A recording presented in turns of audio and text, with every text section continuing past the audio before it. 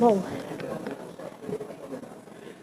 a gente vai dar continuidade. Pelo adiantado da hora, a gente não vai fazer muitas apresentações. A mesa que a gente vai iniciar agora vai tratar das abordagens para melhoria da qualidade e segurança do paciente. A gente tem o conhecimento que a segurança do paciente é um pilar fundamental dentro das instituições de saúde.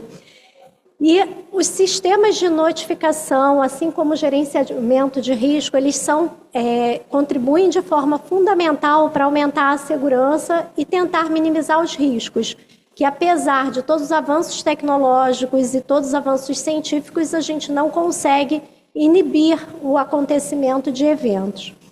Eu peço para que a Lilian inicie a apresentação. Ela vai falar, a Lilian Prado, ela é enfermeira do Núcleo de Qualidade e Segurança e ela é também enfermeira na pesquisa operacional vinculada à coordenação de ensino e pesquisa do Instituto Nacional de Cardiologia.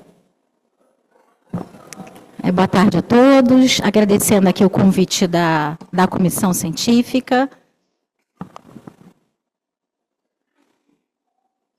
Bom, a gente vai falar vou falar um pouquinho sobre uma das dimensões, né, de trabalho dentro de um núcleo de qualidade e segurança. Só para a gente relembrar de forma muito rápida, quando a gente fala de segurança do paciente, a gente tem como marco legal aí aquele relatório gerado nos Estados Unidos sobre errária humano, onde mostrou, então, um número aumentado de mortes relacionadas a eventos adversos evitáveis aos pacientes. E no Brasil, a gente tem como referência a portaria, né, 529, de 1º de abril, que fala sobre, então, a instituição do Programa Nacional de Segurança do Paciente. Dentre ali as dimensões, né, as competências de um programa nacional, ele coloca, então, como atividade a implantação de núcleos de segurança do paciente nas instituições de saúde.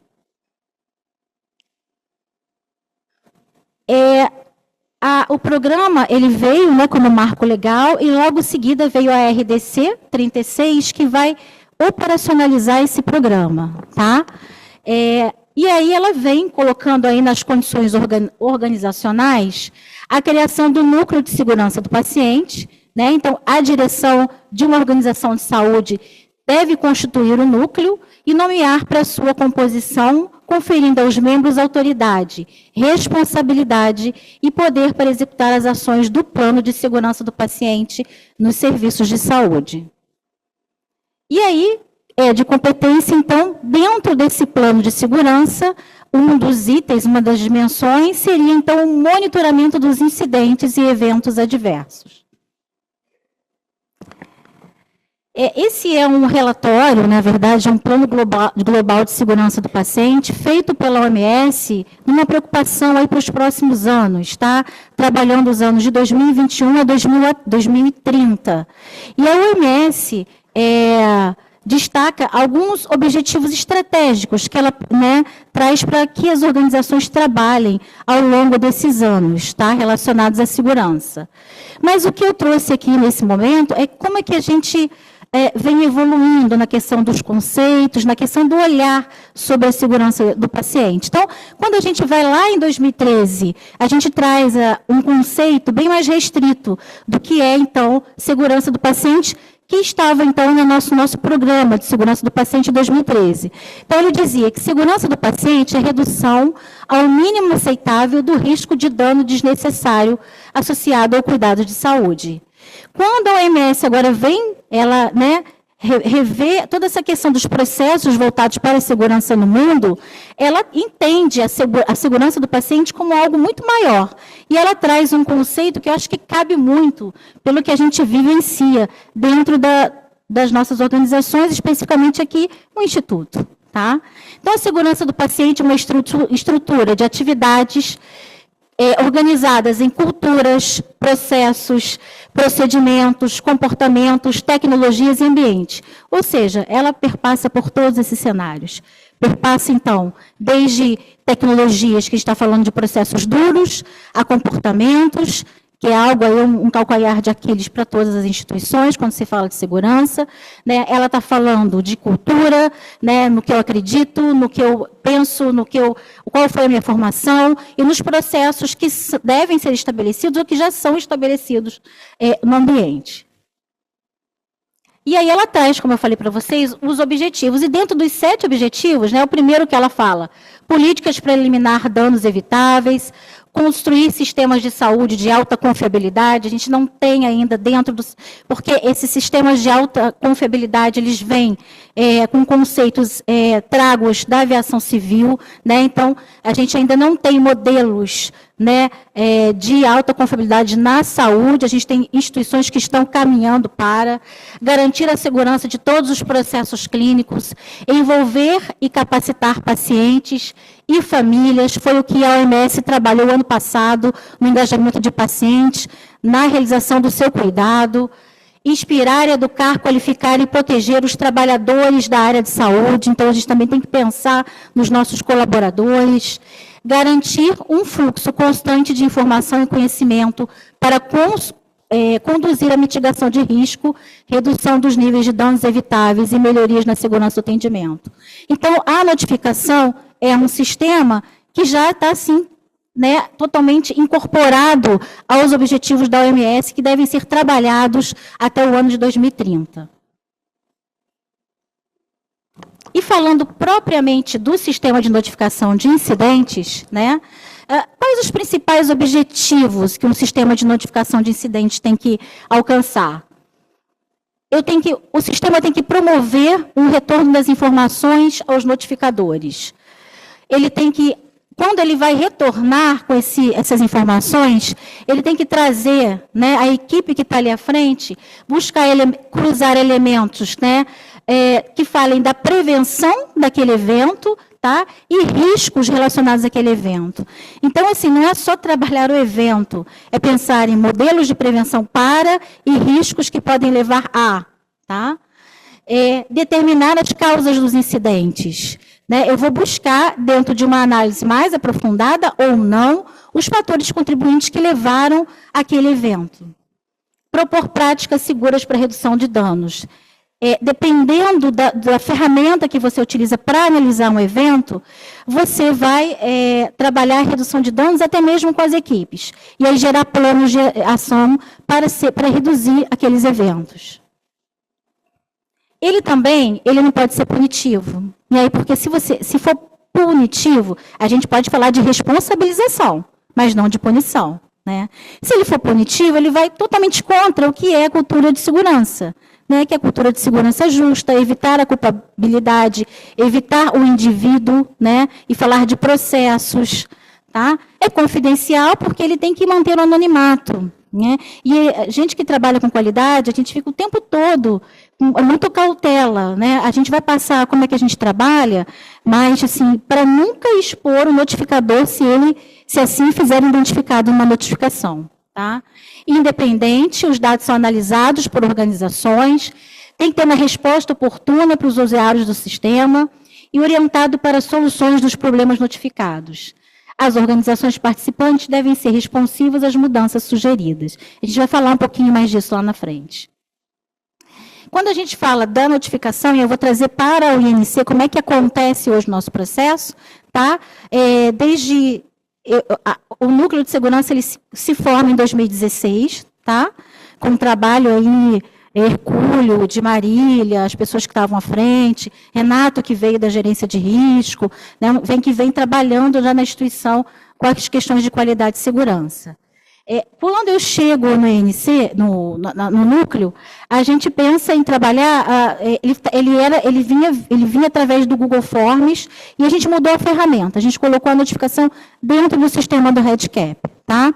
Então, as maneiras que hoje um notificador pode fazer a sua notificação, através desse link, que vai direto para o REDCap, esse link ele fica distribuído nas áreas dentro da instituição, ou através de um link que tem na intranet, onde você pode clicar e já abre ali o formulário de notificação. Uma vez que a notificação chega, a gente se reúne às 8 horas da manhã e às 14, tá? Para, então, ler esses formulários. Então, nesse momento, se tiver alguma reunião na sala, se tiver alguma outra pessoa na sala, se tiver alguém da higiene limpando a sala, a gente aguarda, e aí depois que todos saem, a gente senta com a equipe e vai passar as notificações. E a partir dali a gente define, né? Quem vai fazer a tratativa? Lília. Quem vai fazer a tratativa? Mona Lisa. Quem vai fazer a tratativa? Renato. Mas isso não isenta de ter, além de mim, fazendo colaboradores junto comigo. E até mesmo, em determinado momento que eu posso estar fazendo uma análise, eu posso pedir, de repente, uma consultoria de uma área técnica. Olha, chegou uma notificação aqui, a gente está fazendo uma análise e precisa de uma área técnica para dizer, né, realmente, se a gente tem feito algumas parcerias, principalmente com a parte clínica, né? Tem aqui uma questão neurológica, vamos pedir aqui uma consultoria de um neurologista para ajudar a gente nesse evento que aconteceu, tá? Só para voltar, e a gente define a parte, então, assim, se é um evento que vai...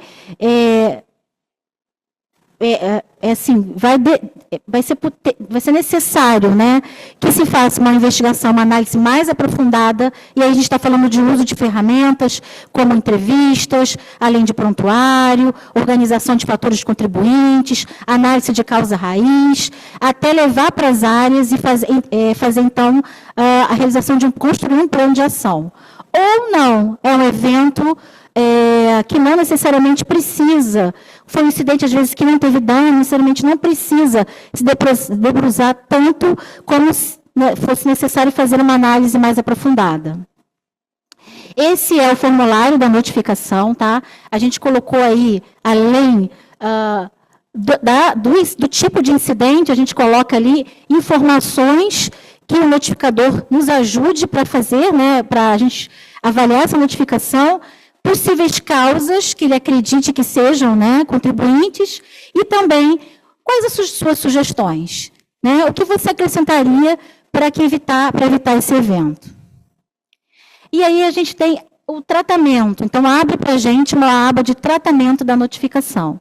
E aí eu chamo a atenção de quando a gente lista lá o tipo de incidente ao qual os notificadores escolhem, eles não são escolhidos aleatoriamente, tá? Eles vêm de uma classificação internacional de segurança do paciente.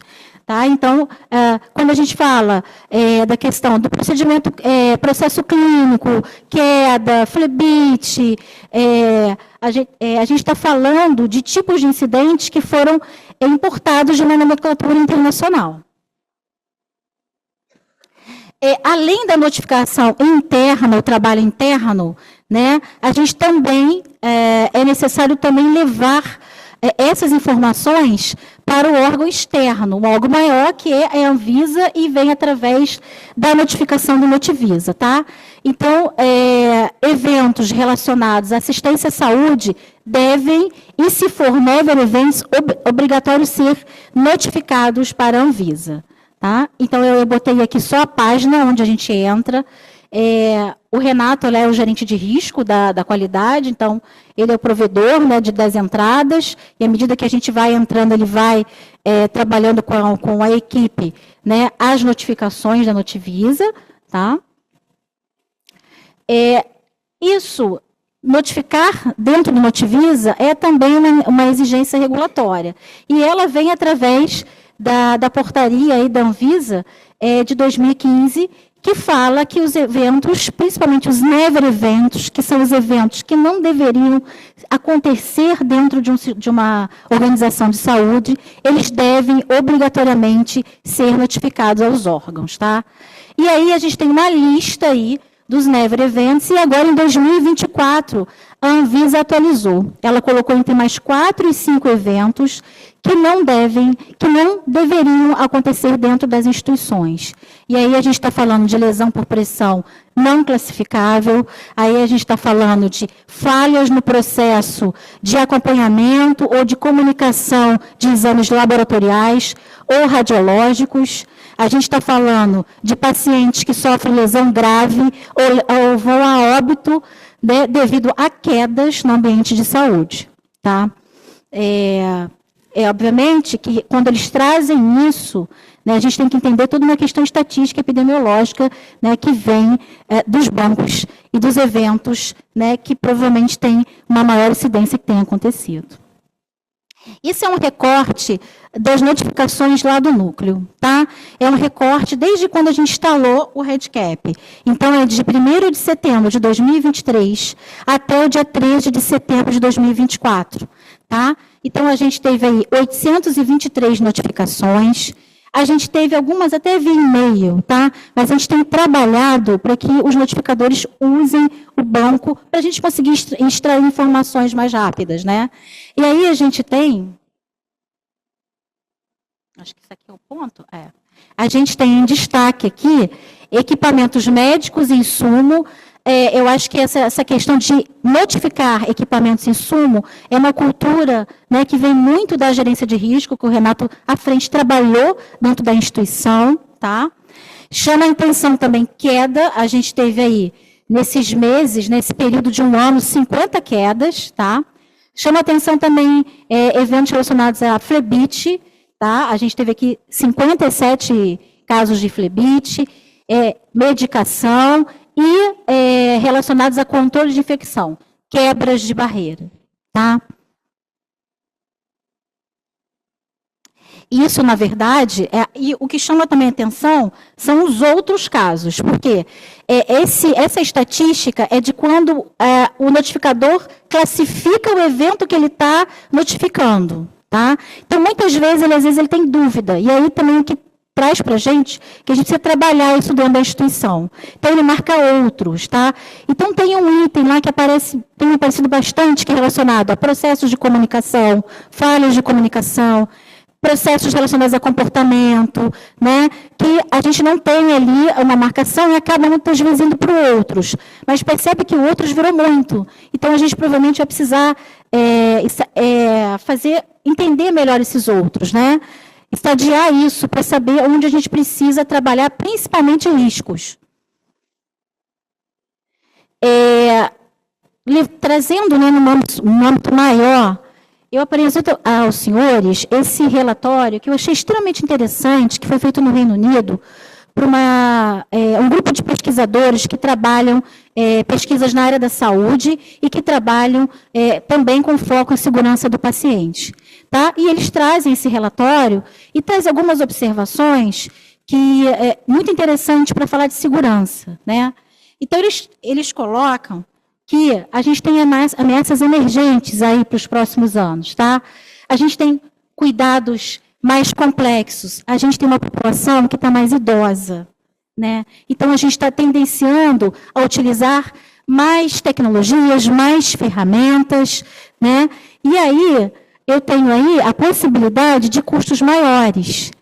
Eu tenho também ali pacientes mais complexos, cuidados mais complexos, e aí eu tenho um pilar ali muito importante, que é a resistência de antimicrobianos.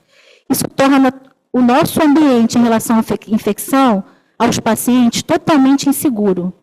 A gente não sabe se esses pacientes lá tiverem eventos relacionados à infecção, alguns deles não vão ter como tratar. Tá? E isso aparece de uma forma muito clara dentro desse relatório. Tá?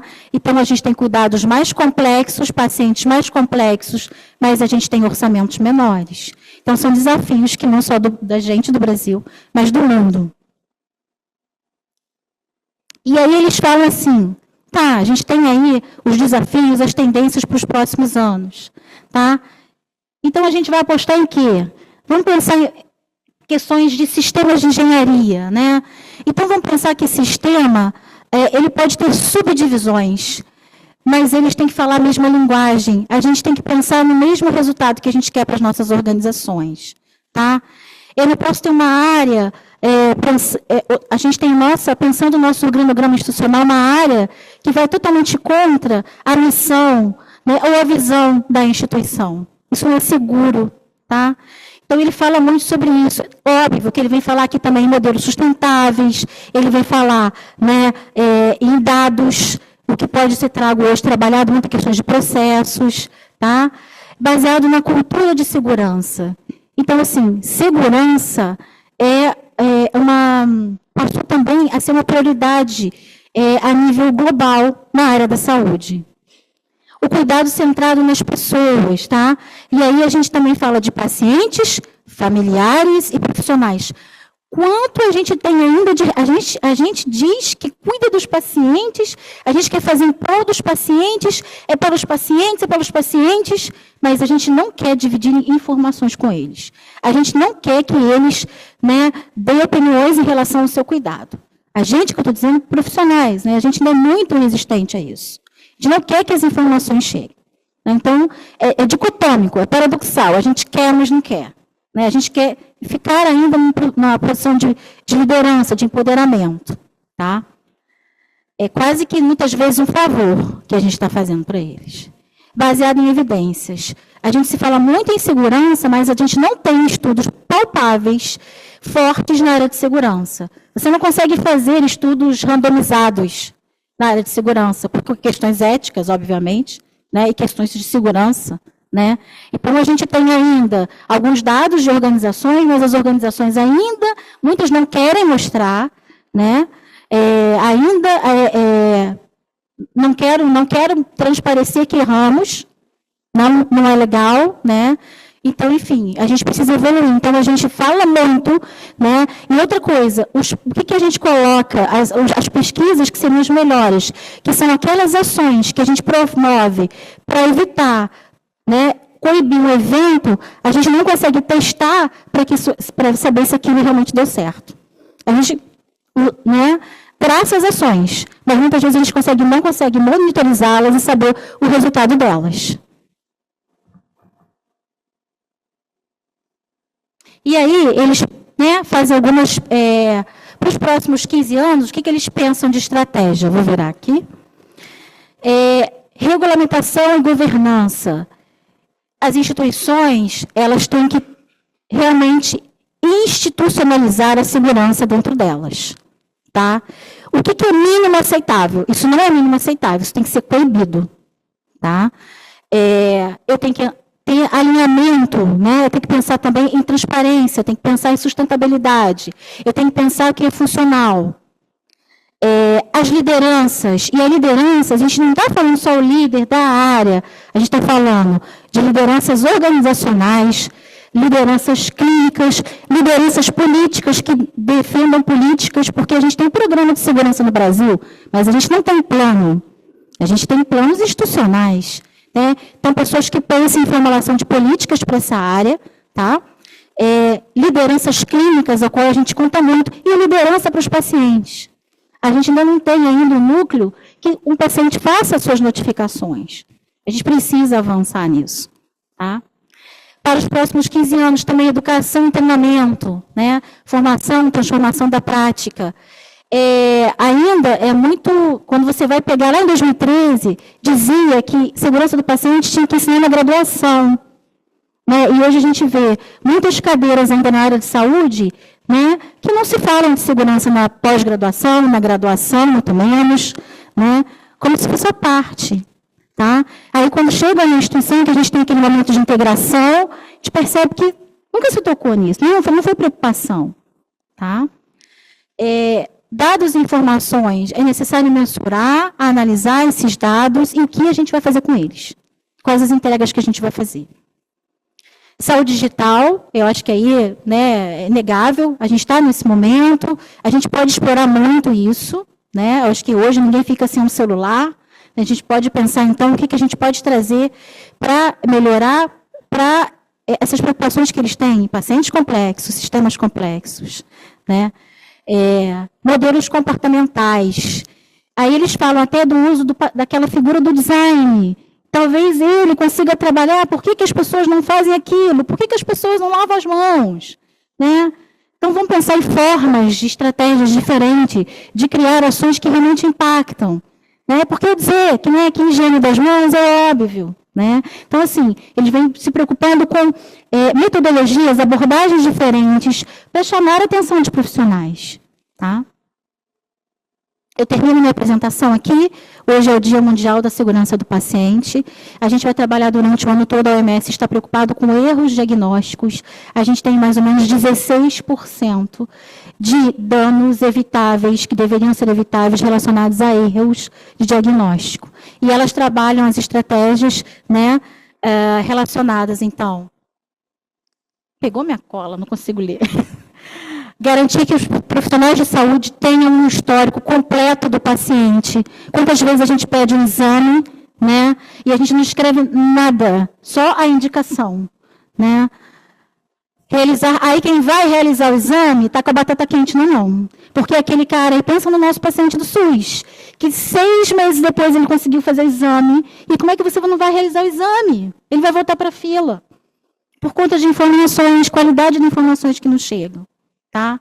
Realizar exames clínicos completos, melhorar o acesso a testes diagnósticos, implementar métodos para medir e aprender com os erros de diagnóstico, adotar soluções baseadas em tecnologia. Assim, eu vislumbro, a gente já deu muitos passos no Instituto, né? Eu tenho orgulho de trabalhar lá, mas a gente sabe com a potência que a gente é, né? E com a equipe que a gente tem, seja ela clínica, na gestão, na parte operacional, no ensino, a gente pode trazer resultados mais efetivos para os nossos pacientes e para os próprios profissionais. Obrigada.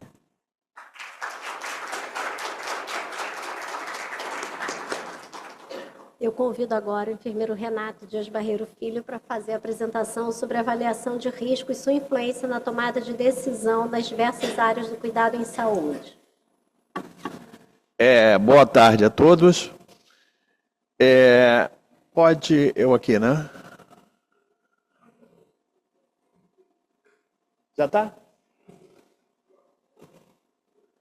Renato Barreiro, está numa pasta porque tem vídeo acoplado. Pessoal, é um tema que as pessoas iam se perguntar. Teste de bancada na pós-comercialização?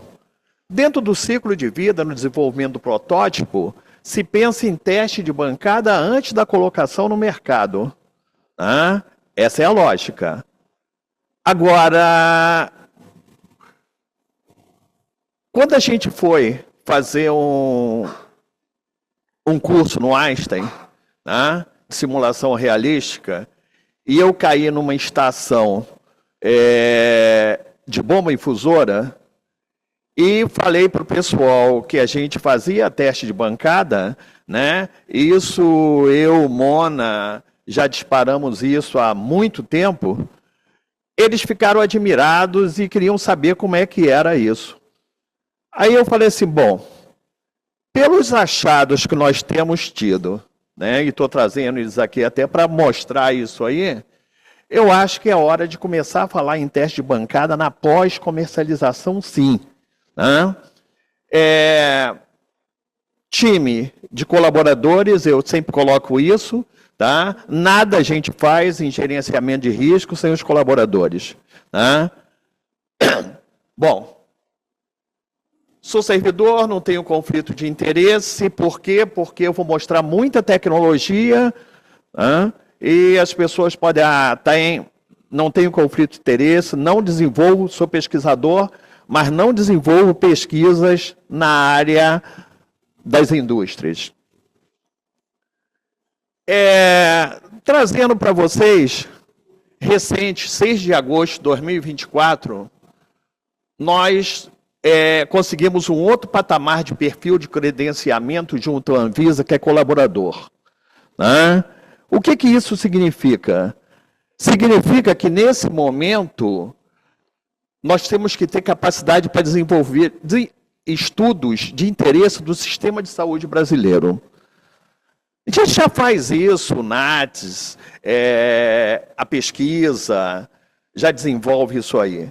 Né? Mas, especificamente, gerência de risco, a gente tem desenvolvido alguns projetos, inclusive publicados pela própria Anvisa, em parceria com a Fiocruz. Né? Mas a gente ainda não estava satisfeito. É o que eu falo todo dia. Se eu vier aqui para fazer o mesmo, está na hora de eu começar a tirar o time. Tá? A gente tem que fazer diferente. E a gente não tem, em momento nenhum, perde essa ideia do tamanho da missão que a gente tem e o recurso que o cobertor é curto. Tá? Então, a área de atuação do gerenciamento de risco está dentro de todas essas áreas. Técnico-vigilância, hemovigilância, farmaco, nutrivigilância, biovigilância, cosmetovigilância e vigilância de saneantes. Especificamente aqui, nós vamos dar muita ênfase à técnico-vigilância, mas já fizemos testes de bancada com a farmacovigilância, principalmente no uso da dobutapura, mostrando que é uso off-label e que realmente leva à presença de grumos, à mudança de coloração, e a gente não sabe até que ponto a substância ativa é inativada. Então, também fazemos essas pesquisas junto com a farmacovigilância. E o que a gente vê sempre é isso aqui, ó, teste de bancada até aqui. Né? Levando em consideração o ciclo de vida dos equipamentos, principalmente. Né? E aí, e aqui nessa fase, como monitorizar? Se a gente olhar a RDC de 6 de março de 2024, que fala num processo contínuo ao longo de todo o ciclo de vida de um dispositivo médico, né? Ou de diagnóstico in vitro, é importante que a gente veja o seguinte: colocou no mercado, qual é a função nossa agora? É a nível de pós-comercialização, monitorizar como esse produto está se comportando. Né?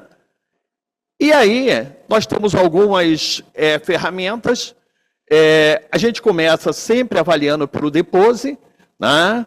Ver o desenho, considerar a cultura de segurança, os mecanismos de definição, prioridades dentro da instituição, além de descrição de políticas e metas, avalia posteriormente o equipamento, vê se não tem fragilidade aqui, a nível de procedimento, a nível de operadores. E onde entra esse teste de bancada? Principalmente aqui, quando a gente fala já de desenho, tá? Em termos de instituição, dos equipamentos, do tipo de procedimento e dos operadores. O que a gente quer é queixa técnica, é suspeita de desvio de qualidade ou é usabilidade. Usabilidade é treinamento. Né? Por isso a gente tem buscado sempre parceria com a engenharia clínica, enfatizando que todo evento que acontece com o paciente, independente de levar a dano ou não, precisa ser notificado a gente. Precisa de notificação. Bom, e esse teste de bancada na pós-comercialização? Né? São procedimentos realizados em um ambiente controlado. Normalmente, a gente tem a parceria da engenharia clínica, usamos a bancada deles. Em alguns dispositivos que não eletrônicos, nós fazemos no próprio setor. E aí, é importante que a gente entenda o seguinte: fotos, vídeos, exames de imagem, produto envolvido no evento é fundamental nessa avaliação. Por quê? Eu, quando notifico a uma empresa, né, ao fabricante, e notifico a Anvisa, a primeira pergunta que vem é: teve guarda de amostra? O evento foi documentado de alguma maneira? Se eu não tenho isso, quer seja imagem de eco, quer seja foto, importante, eu não consigo retorno nenhum da empresa em relação à confirmação de que realmente há um desvio de qualidade no produto ou não. Normalmente o que eu recebo é, dentro dos lotes que eles fazem rastreabilidade, não encontramos nenhuma inconformidade. É o que a gente costumava receber. A partir do momento que a gente pensou nessa relação do teste de bancada na pós-comercialização e a relação com a técnico-vigilância, identificando falhas, defeitos, usabilidade, avaliando a eficácia, validando modificações e comparando com produtos similares, né? Eu já trago aqui até um exemplo para a gente pensar, né? Observa essa tela desse monitor dando um alarme de ataque ventricular para um ataque de QRS estreito. Isso me chama muito a atenção quando a gente está avaliando uma tecnologia. E vocês vão ver alguns resultados que nós conseguimos junto às indústrias. Inclusive, revisando os algoritmos de avaliação de arritmias. Quando são realizados, periodicamente, após relatos de incidente, antes de lançamento de novas versões, né? Exatamente para detectar coisas como isso. Ó. Ainda, algodão, restícios de algodão após uma lavagem exaustiva da válvula, né? E que pode comprometer todo um procedimento. Né? Isso aqui, que até então se discutia muito, quando se via isso aqui, o catéter está fazendo memória. Eu vou discutir isso aí, como a gente conseguiu mudar a ideia da indústria, né, e dos próprios representantes e fabricantes em relação a esse termo utilizado corriqueiramente. O dispositivo não é bom porque faz memória. Guardem isso. Bom, para que serve esse teste de bancada e quais os tipos? A gente avalia desempenho, durabilidade, segurança e com parceria com a engenharia, principalmente compatibilidade eletromagnética. Já vou mostrar para vocês um problema que a gente estava tendo com o eletrocardiógrafo. Tá? Observa a amplitude da onda R, tá? Em V5, como ela alterna. E olha V5 aqui em outra situação, aqui de fragilidade, aqui de correção, como é que o mesmo eletro se comporta. Se a gente pensar, tá?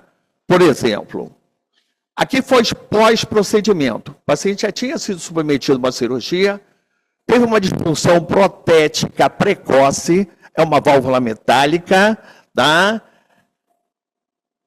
Que se a gente observar o fechamento das cúspides não é homogênea, é heterogênea.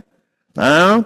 Esse paciente precisou ser reoperado e a gente, com isso documentado, encaminhou para a empresa, notificamos a Anvisa, tá? E tivemos uma mudança. Isso aí foi uma válvula importada, tá? E a empresa fez uma série de correções e encaminhou para a gente, inclusive mandou engenheiros da área de produção vir conversar com a gente. Tá? Então é exatamente isso aqui, olha. Enquanto isso aqui já está fechado, olha só que essa ainda está recolhendo, tá? Uma imagem estática. Conseguimos resultados brilhantes depois que nós conseguimos uma parceria mais ajustada com o serviço de cirurgia, onde agora, além das válvulas que apresentam disfunção protética precoce, né, além da válvula, a amostra da válvula, a documentação que passa a ser fundamental. E nós paramos de ter, né, dúvida em relação ao foi usabilidade ou foi da válvula realmente. Agora, presta atenção. A gente já viu uma válvula disfuncionante, tá? Numa imagem, as cúspides literalmente não são do mesmo tamanho. Observa que aqui uma imagem estática, ela ainda permanece aberta, o que causou regurgitação na saída de SEC. O paciente precisou voltar para a SEC, aumenta o risco inflamatório desse paciente, tempo de cirurgia, encaminhamos, agora estamos encaminhando tudo para a empresa e para a Anvisa, e o laudo que a empresa Z encaminhou, constatou-se a não conformidade da válvula por ter suas cúspides curtas e abertas, decorrente da utilização de pericárdio em tamanho inadequado. Observem, se a gente tem essa parceria e consegue documentar esses eventos, a gente está colaborando, que é a função nossa, a nível de técnico-vigilância, colaborar na pós-comercialização para a correção dos processos. E isso faz parte do nosso teste de bancada, quando a gente pede ajuda ao Alex, por exemplo, para a gente definir quais são as melhores imagens para encaminhar para o fabricante, encaminhar para a Anvisa. E a gente começa a ter esses resultados que, a nível institucional, tem sido, assim, um passo para mudanças importantes. E aí a gente vê uma coisa que a gente faz muito comumente, né? Se encaixa, é compatível. Compatível para a gente é que não perca a funcionalidade. Qualquer perda de funcionalidade deixou de ser compatível. E aí nós pegamos, foi fornecido para o ambulatório de eletro, um cabo, porque tinha dado problema com o outro, foi fornecido um cabo, só porque encaixava foi dado como compatível. E começou-se a observar isso aqui. Esse eletrocardiógrafo, ele mede segmentos, duração, amplitude de ondas, e ele é baseado no índice Sokolov-Lyon, que avalia hipertrofia ventricular esquerda. Basicamente pelo tamanho da S em V1 e tamanho da R em V5 ou V6. E aí a gente já vê o seguinte, vai ter alteração, isso aqui foi com um cabo que compatível, não cabo original. Olha a indução que isso pode dar um erro e levar um paciente a uma indicação para realmente chegar à conclusão se tem hipertrofia ventricular esquerda ou não, a um ecocardiograma, problema que foi causado basicamente por um cabo incompatível.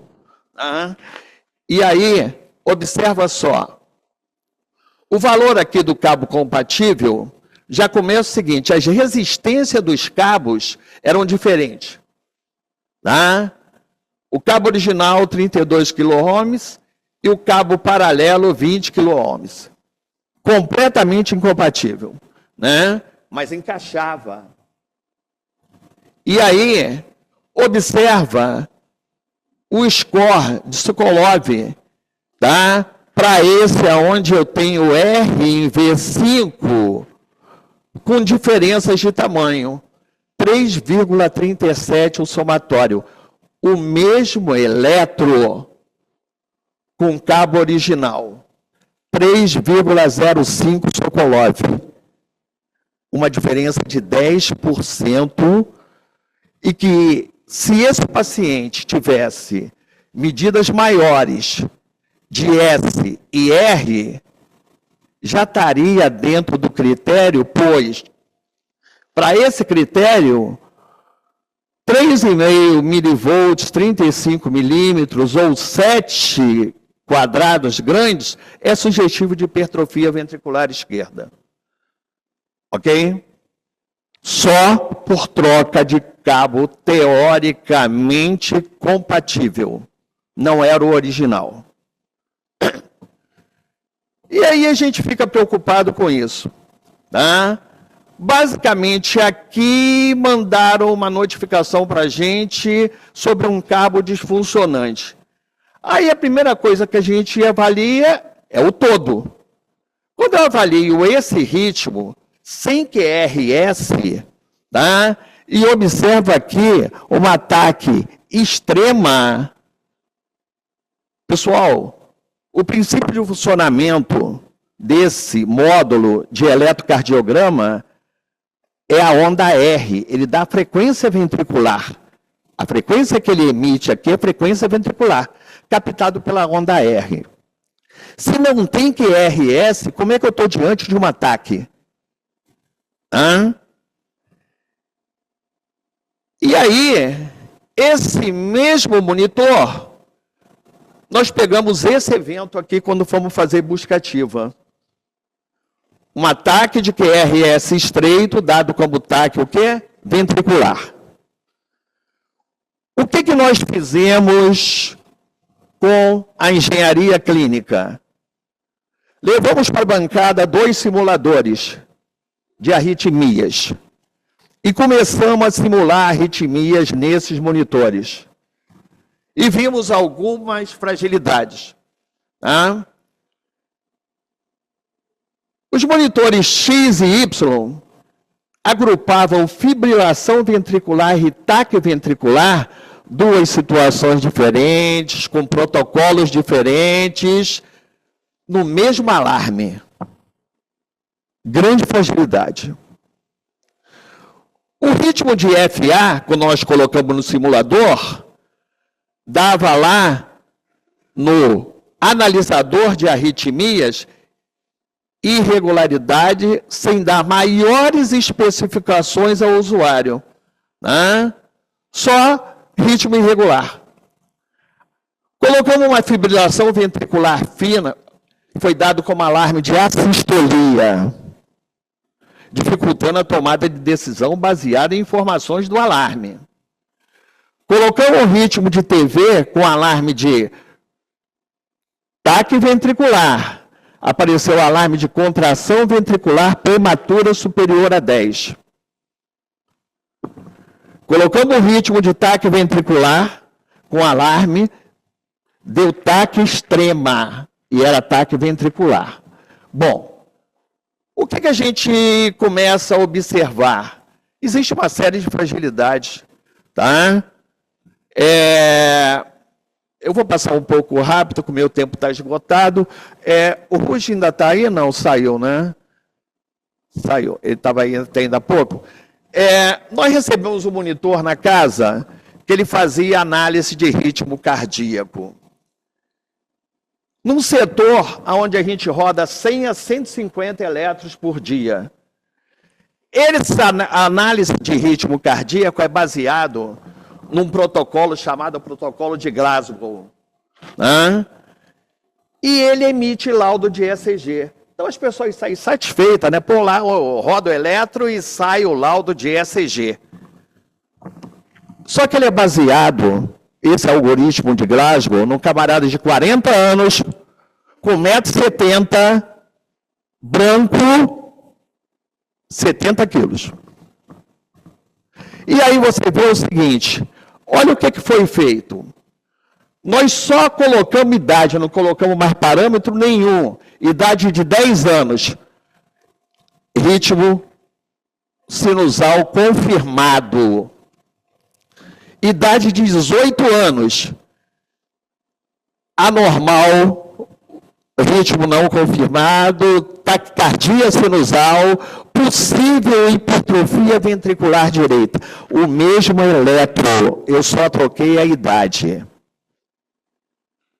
Conversamos com o coordenador assistencial e ele foi a favor de nossos aparelhos de eletro não vão emitir laudo. Então, institucionalmente, a gente não emite laudo. Tá? Se tiver algum ainda emitindo laudo dentro da instituição, por favor, notifiquem a gerência de risco, porque esse paciente sai com esse eletro de dentro do Instituto Nacional de Cardiologia. Tá? Isso aqui foi outra que a gente usava como memória, tá? E sempre a gente foi repetitivo nisso aí, e hoje né? A gente está plantando junto às instituições que, na verdade, o que existe é perda de memória. Memória é voltar à condição anterior. Ele lembrar da condição anterior. Se não lembrou, não é memória, é perda de memória. E isso era usado pela Anvisa, pelos representantes, foi coisas que a gente conseguiu mudar com esse teste de bancada. Tá? Conclusão, testes de bancada são uma ferramenta essencial para a garantia da qualidade e segurança de dispositivos médicos. Ao identificar e corrigir problemas em tempo hábil, a técnico-vigilância contribui para a proteção de saúde dos pacientes e a manutenção da confiança nos produtos médicos. Esse de arritmia, a empresa, nós chamamos a empresa, notificamos a Anvisa, eles estão revendo o protocolo deles, o algoritmo de identificação de arritmias. Né? Essas foram as referências que foram utilizadas. Obrigado por me escutarem, o tempo é curto, já terminou. Né? Lília já enfatizou em relação ao Dia Mundial da Segurança do Paciente, é hoje. E o que a gente pede para todos aqueles que forem da instituição ou de outras instituições? Sejam parceiros e notifiquem tudo. Né? É a única maneira que a gente consegue ter mudanças significativas na pós-vigilância. Ok? Muito obrigado, pessoal.